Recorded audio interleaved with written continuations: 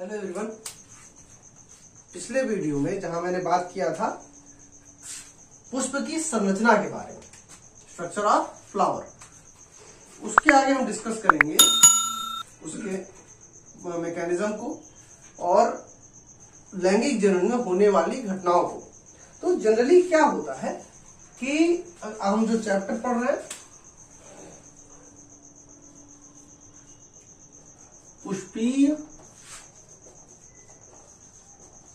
पौधों में लैंगिक जनन, sexual reproduction in flowering plants. देखो होता क्या है इसमें कि अगर हम बात करें, हमने फ्लावर का स्ट्रक्चर पढ़ लिया है। फ्लावर जो है एक रिप्रोडक्टिव पार्ट है, तो हम इसको डिस्कस करेंगे जब, तो होता है इसमें तीन चीजें होती हैं। पहला प्री फर्टिलाइजेशन इवेंट, फिर होता है फर्टिलाइजेशन, और इसके बाद नंबर आता है पोस्ट फर्टिलाइजेशन इवेंट का। ठीक है, pre fertilisation events, fertilisation, post fertilisation events. तो प्री फर्टिलाइजेशन इवेंट्स में सिंपल से समझने की चीज है, इसमें बहुत अधिक मेहनत नहीं करना है, बस कंसेप्ट बनाने की बात होती है खाली। अगर हम कह रहे हैं कि निषेचन होना है, फर्टिलाइजेशन होना है, तो निषेचन के लिए क्या चाहिए? सबसे इंपॉर्टेंट चीज, एक नर युग्मक, एक मादा युग्मक, male gamete and female gamete. तो फ्लावर्स में, पुष्पों में मेल गैमेट और फीमेल गैमेट क्या होते हैं? तो पॉलन ग्रेन और ओवा। ओवा तो दोनों में सेम हो जाता है, और पॉलन ग्रेन इस्तेमाल करते हैं। तो कहता है कि पहला जो होगा तो इसमें पहली चीज होगी डेवलपमेंट ऑफ गैमीट्स। ठीक है, डेवलपमेंट ऑफ गैमीट्स। अब गैमीट्स का डेवलपमेंट होगा, फर्टिलाइजेशन तो एक प्रोसेस है, और इसके बाद इसमें होता है एम्ब्रियोनिक डेवलपमेंट, भ्रूणोद्भव या भ्रूणीय परिवर्धन कहते हैं उसको हिंदी में। अब हम बात करते हैं प्री फर्टिलाइजेशन इवेंट्स की। तो एक एक चीज को हम आराम से कवर करेंगे। तो आज अभी हम जब बात करते हैं तो इसमें दो चीजें होती हैं, एक मेल और एक फीमेल। तो मेल फ्लावर जो या मेल पार्ट जो होते हैं कौन कौन से है, तो जितना हम लोग पहले ही बता चुके हैं। तो होता क्या है इसमें कि पॉलन सैक या पराग कोश हिंदी में कहा जाता है, हिंदी में कहेंगे पराग कोश, ये होता है, और एक उतंतु होता है। ठीक है, इन दोनों को जोड़ता हुआ एक कनेक्टिव टिश्यू होता है। पराग कोश के अंदर होते हैं पराग कण,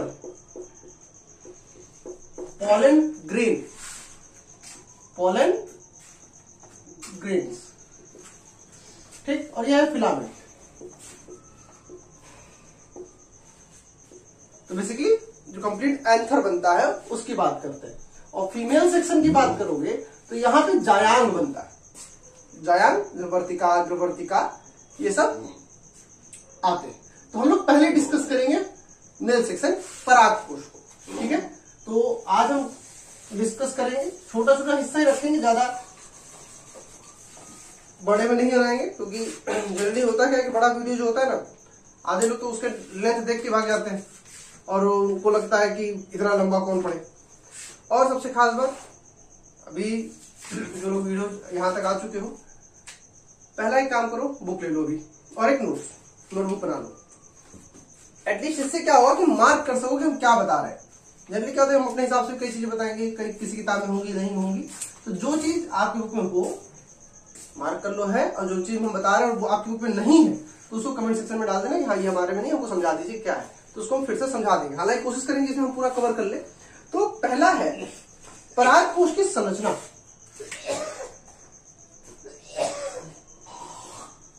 स्ट्रक्चर ऑफ एंथर। ठीक, परागकोश दिखता कैसा है?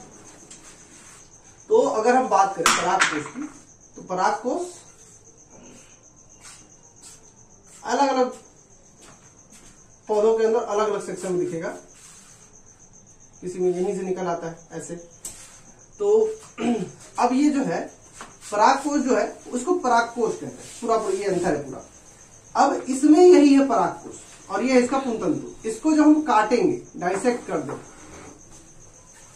तो ये हमको कुछ ऐसा दिखता है।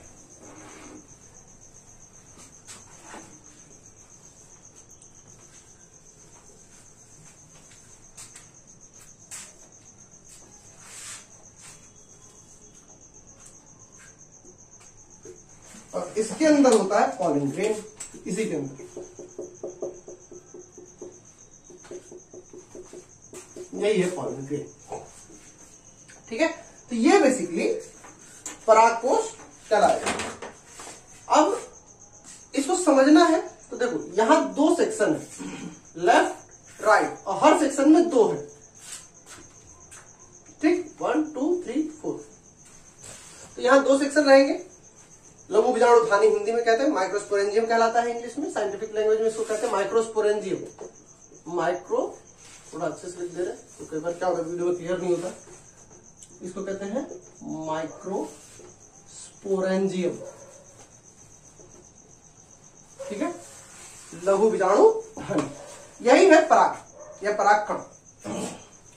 होता क्या है कि चूंकि हमें सेक्सुअल रिप्रोडक्शन कराना है, ये सेक्सुअल रिप्रोडक्शन में भाग लेते हैं, तो ये होते हैं अगुणित, एन अगुणित या हैप्लॉइड। कैसे होंगे? हैप्लॉइड। हैप्लॉइड बनने के लिए क्या करना होगा? ये इनके अंदर होगा मियोसिस, अर्धसूत्री विभाजन। ठीक है, इसके अंदर क्या होगा? अर्धसूत्री विभाजन। ठीक है, तो ये कैसे बनेगा, कैसे इसका निर्माण होगा, इसको हम समझाएंगे अभी। बट हम अभी इसको डिस्कस करने हैं कि ये दिखता कैसा है। जनरली इंटरमीडिएट लेवल पे क्या होता है ना कि इसको सिर्फ इतना ही पूछता है, इतना बना के छोड़ देना, कहता है कि अभी सिलेबस थोड़ा सा बहुत ईज डाउन पे है तो आसान है। बट हम इसकी संरचना को समझा ताकि अगर नीट के लिए या बीएससी के लिए पढ़ रहे हो तो उसमें थोड़ा डिटेल हो सके, अच्छे से समझ में आ जाए। ठीक है, तो हम इसकी बात करेंगे। तो देखो, अच्छा बनाना है डायग्राम, वेल लेवल डायग्राम बनाने को कहता है, और ये बहुत आसान है बनाना, तितली बनती है वैसे ही बनाना है। तो देखो,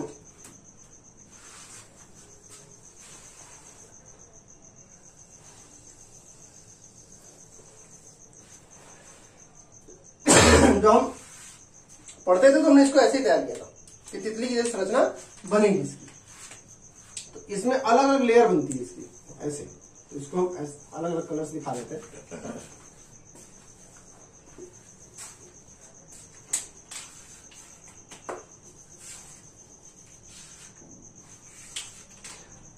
पूरी डिटेल में हम नहीं बना रहे, बट बनाना बता दें कैसे बनेगा, होता क्या है इसमें और कैसे कैसे तैयार करते हैं इसको। देखो, ये हम फिलहाल इन्हीं कलर्स का इस्तेमाल कर रहे हैं। तो ये है इसकी बाह्य त्वचा, जो ब्लैक वाला सेक्शन दिख रहा है ये इसकी बाह्य त्वचा। ठीक है,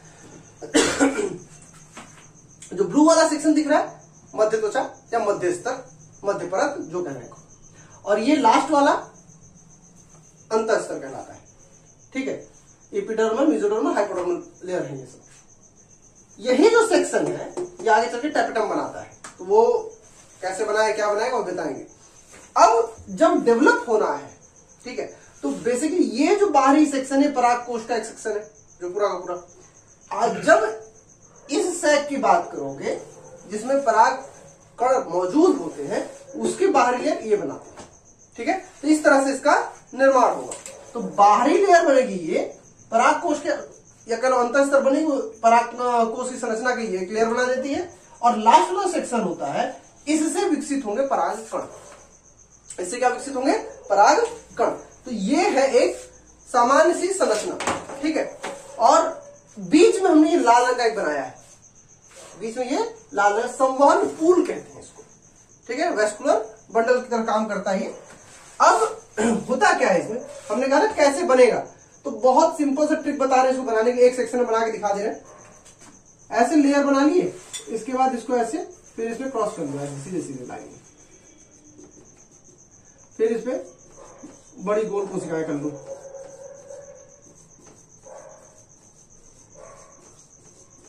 और इसके बाहर की जो कोशिका होगी ये रैंडम शेप की होंगी, ऐसे ऐसे बनाना। और कोशिश करो कलरफुल पेंसिल का इस्तेमाल करो या पेन का इस्तेमाल करो, तो इससे सुंदर भी लगता है और जल्दी बन भी जाता है। ठीक है, तो ये हो गया एक पराग कोश या एक पराग कोश की संरचना। बाह्य स्तर, मध्य स्तर, अंतर स्तर। इसके अंदर जो छोटी छोटी कोशिकाएं होंगी ऐसे क्रिस क्रॉस पैटर्न पे दिखेंगी। इसको हम बनाना तो ऐसे, अगर हमें जल्दी बनाना है तो बहुत टाइम है, आराम से बनाना है, प्रैक्टिकल फाइल में बनाना है तो आराम से बनाते रहो, कोई दिक्कत नहीं। और या एग्जाम के दिखाना है तो बस ऐसे बना के छोड़ सकते हो। ये जो कोशिकाएं होती हैं इसको कहते हैं लघु बीजाणु मातृ कोशिका। लघु बीजाणु मातृ कोशिका। मातृ मतलब माता या जन्म देने वाली। किसको? लघु बीजाणु को। लघु बीजाणु क्या है? पॉलन या परागकण। लघु बीजाणु क्यों कहते हैं? क्यों देखने में छोटा होता है, बस इतना ही। देखे ना तो साइज भी छोटा है ओवम या एग के कंपेयर में। तो अब क्या है, ये पूरी एक संरचना है। एग्जाम में यही क्वेश्चन 3 नंबर का आता है। यही क्वेश्चन 3 नंबर का आता है और नीट और इन सब एग्जाम्स में इससे लेयर और इन सब के बारे में पूछता है। तो परागकण का निर्माण कहाँ होगा? इसके अंदर। किससे होगा? तो इससे होगा। इस चीज को याद रखना, ठीक है। अगले वीडियो में हम लघु बीजाणु जनन को पढ़ेंगे। अगली वीडियो में हम लघु बीजाणु जनन को पढ़ेंगे। अगर यहां तक में जो चीज कोई डाउट में हो या कोई चीज नहीं समझ में आया हो तो कमेंट सेक्शन में डालना। उसको नेक्स्ट वाले वीडियो में हम उसको सॉल्व करेंगे या उसके लिए पूरा अलग से अलग वीडियो बनाएंगे। और अपने दोस्तों में इसको शेयर करो ताकि उनको ये मिले। और सब्सक्राइब करो, कमेंट कर दिया करो थोड़ा सा, ताकि मोटिवेशन बना रहता है तो वीडियो बनाने में मजा भी आता है। ठीक है, चलो नेक्स्ट वीडियो मिलते हैं। Bye bye.